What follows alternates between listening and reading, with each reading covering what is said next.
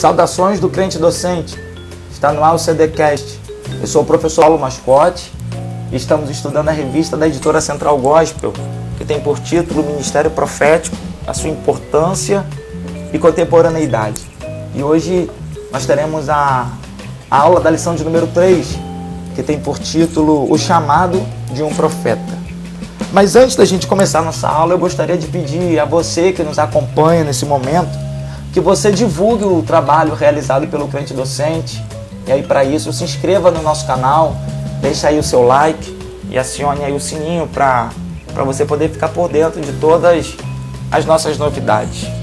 E nós contamos com a sua ajuda e colaboração para que a gente possa junto compartilhar e divulgar a palavra de Deus através dessa nossa ferramenta que é a internet.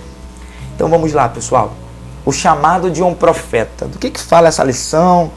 Vamos poder conhecer um pouquinho aí dessa temática que o comentarista abordou para nós aqui nessa rede, um conteúdo tão especial e tão profundo e tão necessário para a gente poder estudar nos dias de hoje. O chamado de um profeta. O que a gente pode começar falando a respeito disso? Para que a gente possa entender de fato o ministério de um profeta, a gente precisa sempre se atentar a algo que vai precisar marcar a vida desse profeta. E o que é? É o chamado que Deus vai ter na vida dele. A experiência que esse profeta vai ter com Deus, que vai fazer com que ele seja de fato chamado por Deus para que ele possa exercer esse ministério, que de acordo com a Bíblia é um ministério. E quando a gente olha para dentro do cenário bíblico, a gente precisa entender que a Bíblia ela é recheada de ministérios, de ofícios, melhor dizendo também. E algumas responsabilidades, alguns ofícios, a gente percebe que o próprio Deus, ele determinou alguns critérios para que esses ministérios, vamos dizer assim, eles fossem desenvolvidos. Exemplo disso era os sacerdotes. O sacerdote não bastava alguém querer ser. O sacerdote ele tinha uma regra. E pela tradição, a gente sabe que a linhagem sacerdotal ela era sanguínea, né? Ela era de parentesco, era de pai para filho, era geracional, começando lá com Arão, né? A família sacerdotal, e que toda essa linhagem de Arão iria perpetuar o ministério do sacerdote. Então a gente vê que Deus estabeleceu o critério da linhagem de Arão. A gente vai ver também outra coisa importante para a gente se atentar, o próprio governo da nação de Israel, os reis de Israel. A Bíblia vai dizer que quando Jacó ele vai abençoar os seus filhos, ele vai dizer que o cetro, né?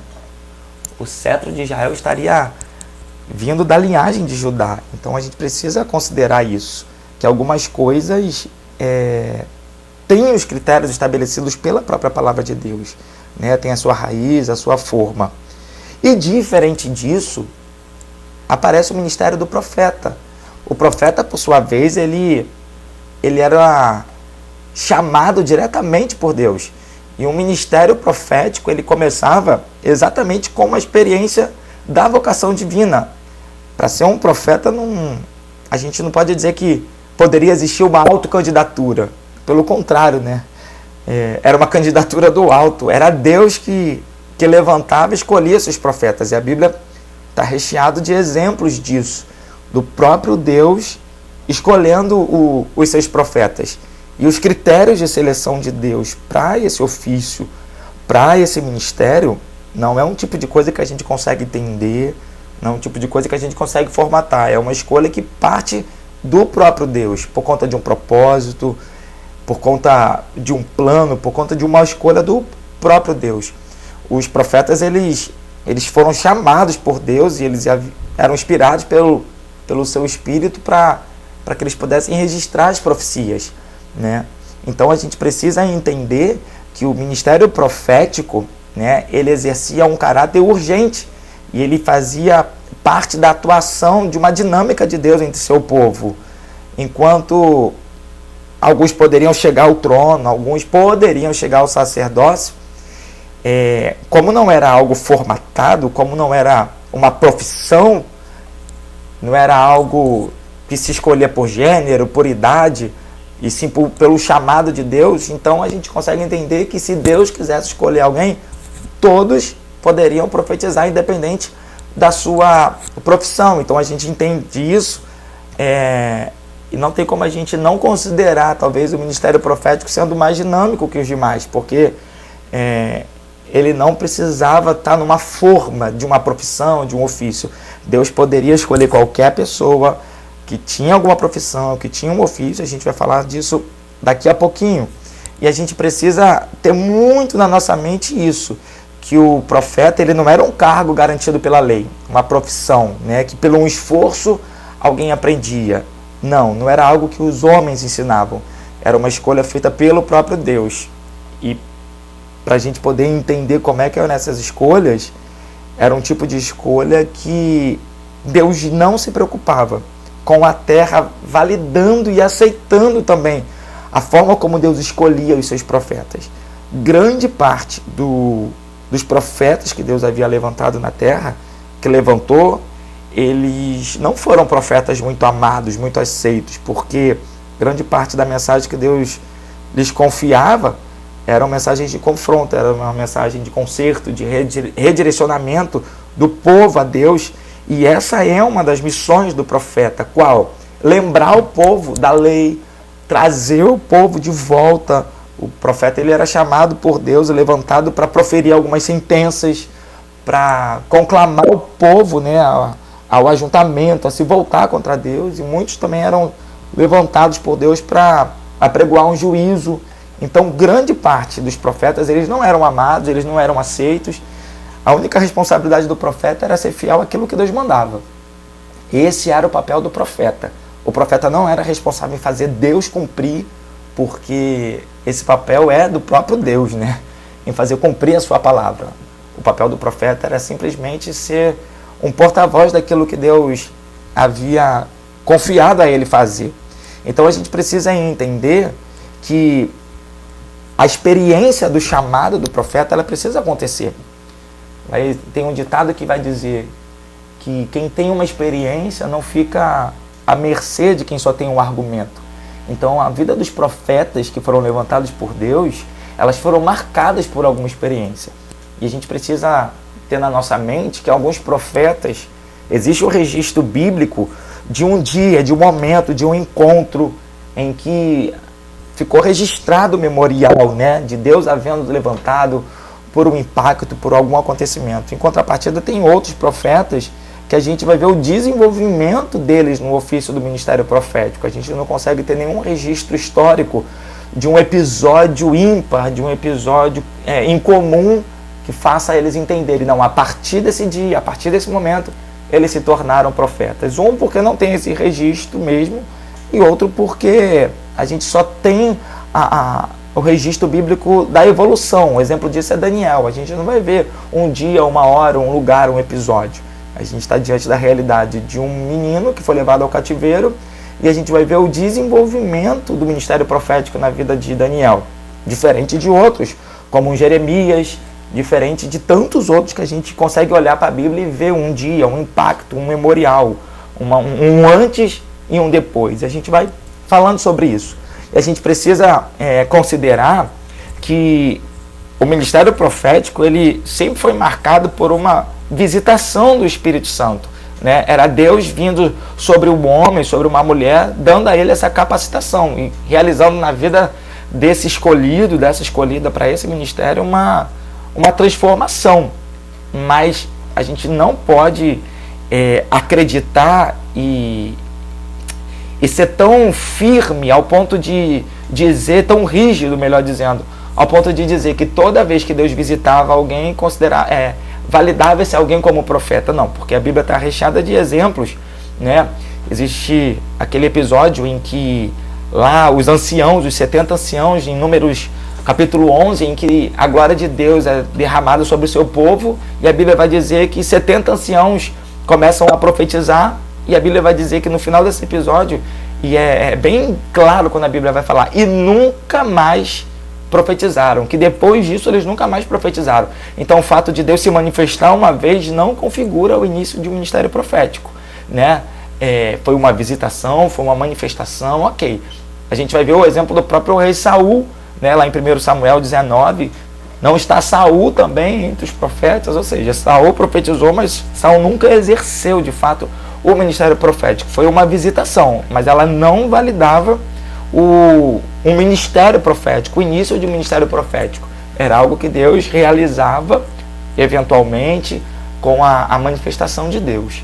E a gente vai olhar para a Bíblia e vamos falar agora aqui de alguns exemplos, né, de homens que foram chamados por Deus, né, alguns profetas.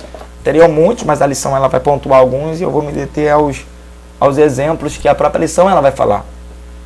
O primeiro exemplo aqui que a Bíblia vai falar é de Elias, Elias junto com Eliseu, né? Não tem como a gente dissociar, né, essa dupla de profetas, um sendo discípulo do outro, né?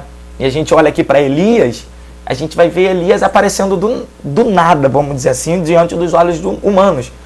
A gente não vai ter muita referência do que acontece antes na vida de Elias, mas a gente vai ver Elias aparecendo diante de um cenário em que a nação de Israel está totalmente distante de Deus, um cenário político, sócio-religioso, totalmente corrompido, onde o rei Acabe faz as suas alianças e traz idolatria e imoralidade para dentro do contexto da nação de Israel.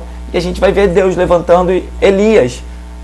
Não tem muitas referências, o que a gente vai saber sobre ele é que é o Tisbita de Tisbé, que habitava nas regiões de Gileade. É assim que a Bíblia vai apresentar Elias, né? Não se tem muito registro do que acontece na vida dele antes, mas a gente vai ver Deus levantando Elias nesse episódio, Deus dizendo para que ele se apresentasse, né, a Acabe. A gente conhece o enredo, foi ali, diante de uma apresentação dele diante do rei, dizendo, né, conforme a minha palavra, não vai chover, e ali Acabe já consegue ter uma resistência em relação a Elias. Elias já entra no cenário bíblico diante desse embate, diante dessa não aceitação, como eu havia falado antes. Grande parte dos profetas, eles não foram amados, eles não foram aceitos, porque eles vinham com a mensagem de um teor de juízo, um teor de conserto, e geralmente o cenário que Deus levantava a eles era um cenário em que Israel não estava a fim de ouvir esse discurso, né? E aí a gente vai ver Elias sendo levantado por Deus exatamente dessa forma, com uma autoridade conferida por Deus e com o céu endossando as suas palavras, né? Elias, ele vai inaugurar, vamos dizer assim, né, depois de Samuel, né, que foi quem inaugurou aí a escola dos profetas. A gente vai ver Elias também bem firme, né, nesse contexto da escola, do discipulado de profetas. Através da vida de Elias, muitos costumes, né, se perpetuaram na nação de Israel. Um dos costumes, né, e vai uma curiosidade bíblica, que Elias desenvolveu, e isso se tornou uma cultura em Israel durante muitos e muitos anos, era que acreditava-se, e era muito comum, encontrar os profetas junto às margens dos rios, porque se ficou convencionado e se acreditavam que junto às margens do rio se tornava um lugar sagrado, onde os profetas recebiam as mensagens. Então você vai ver muitos profetas junto às margens dos rios, e esse costume se inaugurou através de Elias, né? Então Elias, ele lançou esse costume dentro da escola profética. E aí Elias, ele tem o seu ministério de muito confronto, né, de muito embate com a autoridade com os reis, né, com o rei, né? A gente tem um exemplo aí de Jezabel, que não suportou o discurso de Elias, desejou matá-lo, perseguir, e a gente conhece as reações de Elias diante disso. E logo em seguida vai aparecer quem? O seu sucessor, que foi seu discípulo direto, que foi Eliseu, que, diferente de Elias, a gente já vê aparecendo dentro do contexto bíblico cheio de referências. Eliseu, filho de Safate, de Abel-Meloá, no Vale de Jordão, vai aparecer ele lavrando lá suas 12 juntas de bois. Então a gente vai ver a Bíblia dando muitos detalhes de como Eliseu ele aparece, né? E a gente precisa entender que Eliseu também, diferente de Elias, a gente consegue ver um dia de um impacto, de algo muito marcante na vida do profeta Eliseu, que foi o momento em que Elias ele é arrebatado aos céus. E ali, quando Elias é levado aos céus, né, fica estabelecido o chamado de Deus na vida de Eliseu. Então, Eliseu, ele teve um marco na sua vida, né? A capa de Eliseu fica sobre ele, e ali fica inaugurado, de fato, um antes e um depois. Eliseu tem esse marco na sua vida, a gente tem um registro bíblico disso, né? A gente vai ter também um outro caso de um profeta conhecidíssimo de todos nós, que vai ser o profeta Isaías, que a Bíblia também vai dar para a gente muitos exemplos sobre a vida de Isaías, muitos detalhes, melhor dizendo. A Bíblia vai dar muitas biografias. Quem era o Isaías? Era o filho de Amós, era casado. A Bíblia vai dizer que Elias era casado, ele foi pai de no mínimo 2 filhos. Isaías, ele era de uma linhagem nobre, né? Ele era primo de um rei, né, da nação de Israel. Ele era primo do rei Uzias, como a Bíblia vai dizer, né? E a gente vai olhar dentro do registro bíblico, a gente consegue olhar para a vida de Isaías, a gente tem ali em Isaías 6 um marco, um divisor de águas na vida do profeta Isaías, né? Tem um chamado de Deus, um chamamento de Deus, um antes e um depois, quando ele vai ser a resposta de Deus para o clamor do céu, né? Elias, ele já vem desenvolvendo o ministério profético, mas quando chega no capítulo 6, ele vai ser marcado por Deus com uma visitação da glória de Deus, aquele momento sobrenatural em que ele vai dizer: ai de mim que vou perecendo, porque os meus olhos viram o rei. E aí Isaías, ele vai ouvir, né, o clamor de Deus, dizendo: a quem enviarei e quem há de ir por nós? E aí Isaías, ele se coloca, né, à disposição, dizendo: eis-me aqui e envia-me a mim. Então, essa experiência que Isaías ele teve com Deus marcou para ele um propósito novo da vida dele. Deus estava à procura, né, de um profeta messiânico, um profeta que, sem dúvida, recebeu mais revelações aí a respeito do ministério do Messias, e a resposta do clamor de Deus era Isaías, né? Isaías, que tinha a sua influência dentro do palácio, por ser de linhagem real, tinha os seus acessos diante dos reis, né? A gente vai ver Deus usando Isaías dessa forma, com esse acesso, diferente de alguns outros que não tinham não transitavam tão facilmente assim no contexto dos nobres, no contexto das autoridades. E o lindo do ministério profético é esse, que não importa onde, é como Deus quer usar, né? E a gente vai ver Deus nessa dinâmica, Deus levantando uns no palácio, uns no cativeiro, uns no meio do povo. E a gente precisa entender que Deus tem as suas formas de usar os seus profetas por conta do propósito que Deus tem. A gente vai ver também Deus usando, diferente do Isaías, que era de linhagem nobre, com acesso a palácios, com influência. Em contrapartida, a gente vai ver o profeta Amós. A gente tem algumas referências sobre ele, que é o profeta Amós, lá de Tecoa, né, que era uma aldeia ao sul de Jerusalém. O Amós, ele já era de origem simples, ele era um ruralista. O Amós era de origem rural. A Bíblia vai dizer o seu ofício, né, a sua profissão. Ele era pastor de ovelhas, era boiadeiro, ele colhia, né, era colhedor de sicômoros, né, que era uma espécie de figos. Então, Amós, ele tinha a sua profissão. Por isso que no início a gente pontuou que o ministério profético, ele era dissociado de uma profissão. Deus podia levantar qualquer pessoa com as suas profissões, com os seus ofícios, e Deus levantava como profeta. E Amós é um exemplo exatamente disso. Amós, ele tinha os seus ofícios, não eram poucos, né? Como eu falei, era um ruralista, com seus ofícios de boiadeiro, pastor de ovelha, catador de figos, e ali Deus escolheu Amós para se manifestar na vida dele. E Amós, ele vai deixar registrado para a gente, diante de um episódio, e eu acho isso muito interessante, que diferente de alguns outros profetas, Amós, quando Deus estava levantando ele com a mensagem profética para o seu povo, a mensagem era uma mensagem de conserto, de redirecionamento. E quando Deus dá uma visão para Amós de um prumo, né, de um homem que andava com um prumo sobre a nação, essa mensagem não chegou bem diante das autoridades. E a Bíblia vai dizer que, em resposta a essa profecia, né, o sacerdote Amazias, que era o sacerdote lá em Betel, ele vai chegar para Amós e vai falar para Amós profetizar em outro canto.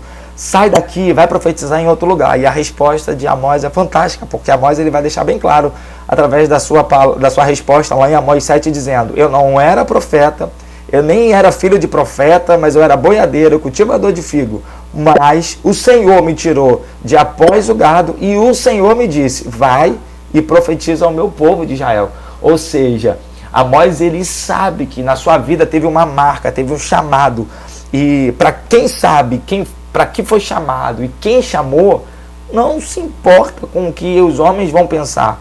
Amós está diante ali de Amazias, que tinha sua influência, mas Amós, mais do que isso, ele tinha certeza de que Deus o havia chamado. Amós tinha certeza da conversa que Deus estava para ter com o seu povo através da sua vida. E Amós, ele era bem convicto do chamado dele, né? E a gente precisa entender isso, que mesmo Amós também sendo ruralista, né, sendo de uma origem humilde, o Amós vai dar uma lição na gente. Amós, ele conhecia a história do seu povo. Você vai ver que várias vezes durante o livro do profeta Amós, o Amós, ele vai trazer registros da lei, registro da aliança. Não era porque ele era de origem humilde que Amós era desinformado sobre o contexto histórico da sua nação. Não, Amós, ele tinha, tanto que os próprios ditos e as profecias de Amós receberam uma influência tão grande que até no Novo Testamento a gente vai ver referência da profecia de Amós. Então a gente precisa considerar as particularidades de cada um. Tem Elias, tem Eliseu, tem Isaías, tem Amós, nenhum deles é igual ao outro. Cada um tem as suas particularidades, cada um tem as suas formas, exatamente por conta do propósito que Deus havia escolhido cada um. E a gente precisa entender que Deus, quando levanta alguém, Deus avalia a estrutura, Deus avalia tantas situações que às vezes para a terra passam desapercebida. Mas Deus, ele não erra. Deus, ele sempre, quando ele escolhe uma pessoa, Deus sabe quem está escolhendo, para o que está escolhendo, aonde está escolhendo, e a gente precisa não só considerar isso, como respeitar as escolhas que Deus tem feito sobre a vida das pessoas, né? Porque a dinâmica do céu, ela funciona dessa forma, cada um do seu jeito, cada um com o seu propósito, e a gente precisa entender isso. Se Deus levanta Elias de um jeito, deixa Deus usar Elias de uma forma. Se Deus levanta Eliseu de um jeito, deixa Eliseu ser de outra forma. E nessa dupla, né, de Elias e Eliseu, a gente vai ver que Elias era um profeta bem menos sociável. Você vai ver Elias sempre meio que isolado, né, fora de cenário, fora de uma vida pública. Em contrapartida, a gente vai ver Eliseu quem? Um profeta super sociável, super no meio do povo, super acessível. E a gente precisa entender que se Deus precisa de um Elias desse jeito, deixa Deus usar um Elias dessa forma, mais recluso, mais na dele, mais solitário. Eliseu já é mais popular, já tem acesso a todo mundo procura, todo mundo sabe achar. Eliseu funcionava assim, mais sociável. A gente precisa entender que Deus tem as suas formas de chamar os seus escolhidos, os seus profetas. Só que geralmente os chamados de Deus, né, e a lição ela vai falar sobre isso, grande parte dos profetas e alguns deles, a Bíblia vai dizer como é que foi a reação deles quando eles descobriram que Deus havia chamado eles e comissionados para esse ministério profético, né? A gente vai ver que grande parte daqueles que a Bíblia permite ter esse momento do encontro, né, dessa manifestação da visitação de Deus, alguns profetas, a Bíblia vai dizer como é que foi a reação deles. Moisés, ele foi chamado de profeta, né, quando a glória de Deus se manifesta a Moisés. E lá no episódio da sarça, você não vai ver Moisés vibrando com Deus chamando ele para aquele propósito. Você vai ver Moisés fugindo, colocando o rosto em terra. Você vai ver o episódio de Jeremias também tentando fugir de qualquer forma, né, dessa escolha de Deus. Nenhum deles, ou melhor dizendo, grande parte deles, eles se colocaram de uma forma muito confortável para viver o chamado. Eles sempre consideraram o chamado muito acima deles, né? Além da altura deles. E por que eles, né, alguns profetas deixam essas objeções, né? Essas tentativas de fuga do ministério profético? E a lição ela vai falar sobre alguns possíveis, né, razões disso. Porque geralmente era um chamado para toda a vida, né? Quando Deus havia chamado os profetas, quando era um chamado específico de Deus, era um chamado que iria fazer parte para toda a vida daquele profeta que Deus havia escolhido. Não era um mandato, né? Não tinha um tempo assim, exatamente de um mandato. Era algo que ia marcar a vida deles, né? Você vai ver aí o próprio Eliseu, que teve a sua vida toda marcada por por um chamado, né? E quando esses profetas eles eram chamados por Deus, a gente precisa considerar que isso abrangia e abraçava todas as áreas da sua vida. A gente entende que o profeta, ele não exercia o ministério profético nas horas vagas da sua vida. Quando alguém era chamado por Deus como profeta, todas as áreas desse escolhido, né, dessa pessoa que Deus havia escolhido, elas eram afetadas por conta do ministério profético. Então a vida de um profeta não tinha como ser uma vida comum. E a gente precisa entender isso, que Deus ele interferia, o ministério profético ia interferir em todas as áreas da vida dele.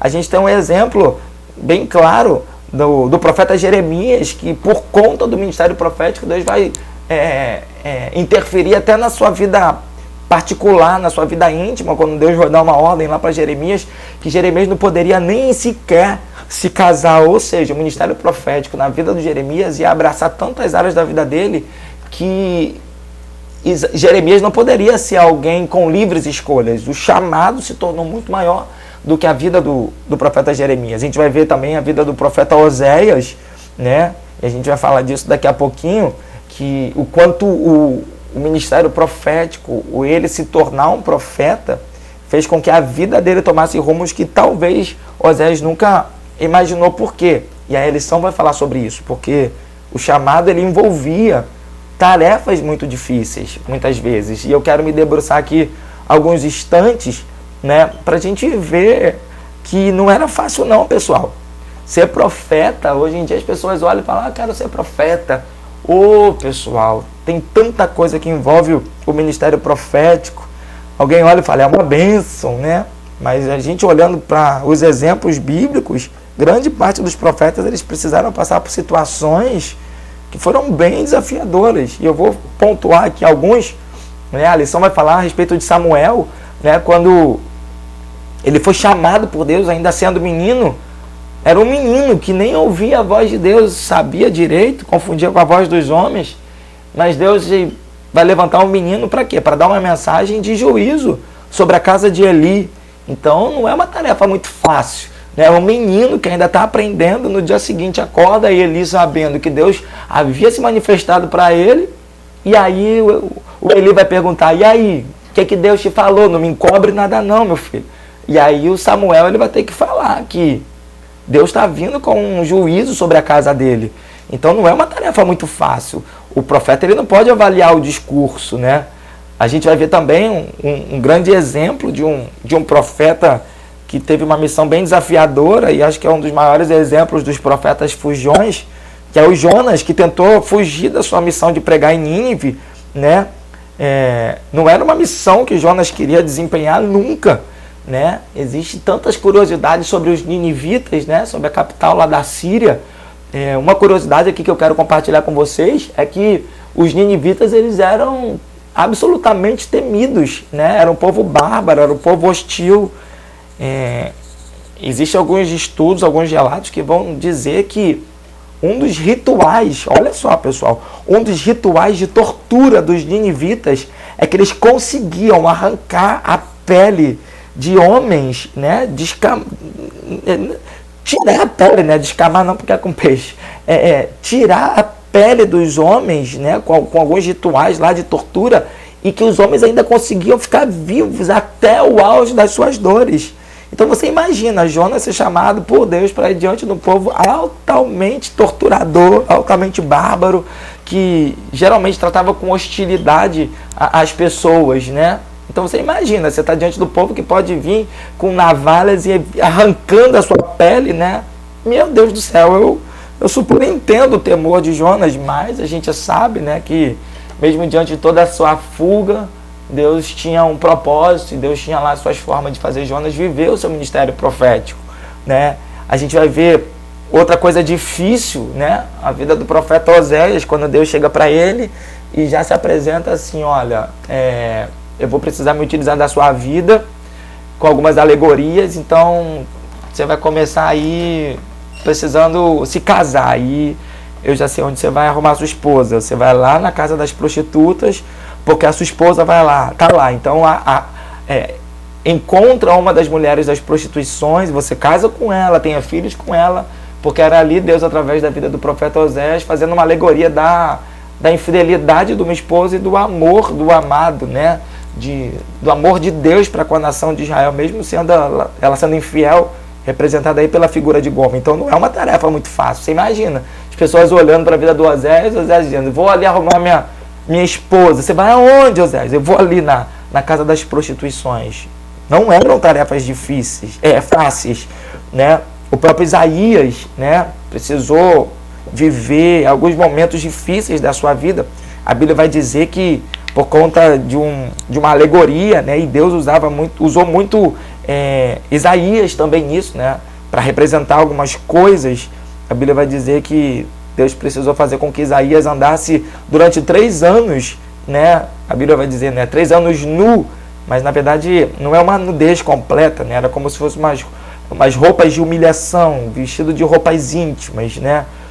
Tirando os trajes reais, os trajes onde ele poderia transitar normalmente, ele ficou com as suas roupas íntimas andando, né? Que já era configurado como uma nudez. Então, por conta de uma palavra que Deus havia confiado a Isaías, ele precisou. Você imagina um homem casado com um filho, tendo que andar, sendo configurado de nudez para tipificar uma mensagem que Deus havia confiado a ele, né?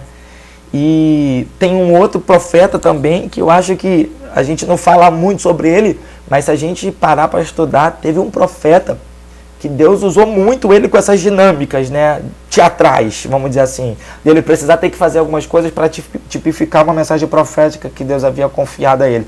Que foi o profeta Ezequiel, que apesar de ser considerado um profeta das visões, né, que Deus se manifestou muito a Ezequiel através das visões, tanto que o ministério profético de Ezequiel começa com as visões, e parece que Ezequiel ele conhece um pouco dessa escola que vem lá de Elias junto às margens. Por quê? Uma curiosidade bíblica. Ezequiel, quando ele chega no cativeiro, o primeiro lugar que você vai ver Ezequiel indo, né, no registro bíblico, é junto às margens do rio Quebar. É um rio lá da Babilônia. Ou seja, Ezequiel, alguns estudiosos defendem isso, né, de que Ezequiel defendia esse costume, de que junto às margens eles recebiam as revelações. Então ele não está em Jerusalém, ele não está na sua terra natal, mas ele se encontra, mesmo no cativeiro, no mesmo lugar onde Deus o acharia se ele não estivesse no cativeiro. Aonde? Junto às margens do rio, né? Então, se o que ele tem é um rio Quebar, se o que ele tem é um cativeiro, se o que ele tem é um rio no cativeiro, ok. Então, se é dessa forma que está dando para buscar, então vamos embora. E a Bíblia vai dizer que ali, junto às margens do rio Quebar, os céus se abrem, a mão do Senhor vem sobre Ezequiel, e ele começa a ter visões de Deus, e aí a glória de Deus se manifesta ali no rio Quebar. Mas o ministério de Ezequiel, ele foi desafiador. Teve alguns momentos da vida de Ezequiel, olha só, pessoal. Deus vai dar uma ordem para Ezequiel, para ele representar uma mensagem, ele tivesse que assar a sua comida com esterco. Olha só o que Deus vai falar para Ezequiel. Você vai ter que comer, fazer a sua comida, o seu pão, e vai ter que ter um elemento nisso daí, que era o esterco. Deus, quando ele fala pela primeira vez, Deus vai falar, eu quero que você faça com esterco humano. E aí o Ezequiel, ele vai chegar diante de Deus e vai falar, mas eu nunca me contaminei com isso, porque de acordo com a lei era considerado algo imundo. Então Deus vai, muda e fala, então ok, então você vai usar o esterco de animais. E aí, na verdade, isso era uma ferramenta, né? Era como se fosse um combustível para ele poder assar, né? Fazer a sua comida. Na verdade, não era colocar o esterco dentro da comida, era funcionando como um combustível, né? Mas olha o tipo de coisa que Deus vai falar. Eu quero que você faça a sua comida e eu vou precisar que você tenha esse elemento dentro aí da cozinha, vamos dizer assim, né? Desse momento aí de você cozinhar. Imagina a cena de alguém olhando e vendo um homem cozinhando sua comida, o seu pão, fazendo pão, junto com fezes, né? Não era algo que alguém olhava e falava, isso é normal, isso é comum. Mas Ezequiel, ele precisou obedecer à voz de Deus. Ezequiel, ele, quando perdeu a sua mulher, a Bíblia vai dizer que a sua esposa, ela morre, a Bíblia fala que Deus não autorizou a Ezequiel a chorar o seu luto. Pensa bem numa situação dessa. Ele vai ter que passar por uma dor e Deus vai dar uma ordem para Ezequiel, para que ele não chore o seu luto. Uma ordem difícil, uma situação difícil para Ezequiel. A Bíblia vai vai dar outro episódio para a vida de Ezequiel, vai dizer que ele tinha que raspar sua cabeça, raspar sua barba, por conta de uma mensagem de juízo de Deus para a nação do norte e do sul. A Bíblia vai dizer que Deus mandou Ezequiel dormir. Olha só, ele teria que dormir 390 dias, está tudo registrado em Ezequiel 4. 390 dias dormindo sobre o seu lado esquerdo e depois 40 dias debruçado sobre o seu lado direito. Olha só o que Deus havia requerido do profeta Ezequiel, né? A Bíblia vai dizer que também por conta de um momento, quando Deus vai falar sobre a responsabilidade do atalaia, né? Se Ezequiel não falasse, a língua dele ficou muda, apegada ao paladar, e ele ficou mudo. Então você vai ver que a vida dos profetas, elas eram marcadas por episódios que não foram muito fáceis, né? O próprio Jeremias, que vinha de uma família sacerdotal, filho de Ilquias, sacerdote da casa do Senhor, por linhagem, por costume, Jeremias estava encaminhado para ser profeta, mas vem Deus e o chama para ser sacerdote no momento em que Israel está totalmente corrompido. E Deus vai chegar para Jeremias e vai falar, você vai ser sacerdote. E aí a gente sabe qual foi a posição de Jeremias, que era de fugir, né? Eu sou uma criança, não sei falar, mas mesmo assim Deus vai chamar Jeremias e vai falar, onde quer que eu te enviar, tu irás, e tudo que eu mandar, tu vai fazer, tu vai falar, porque todo chamado ele tinha uma ordem, né? E Jeremias, ele é um dos que deixa isso bem claro pra gente, né?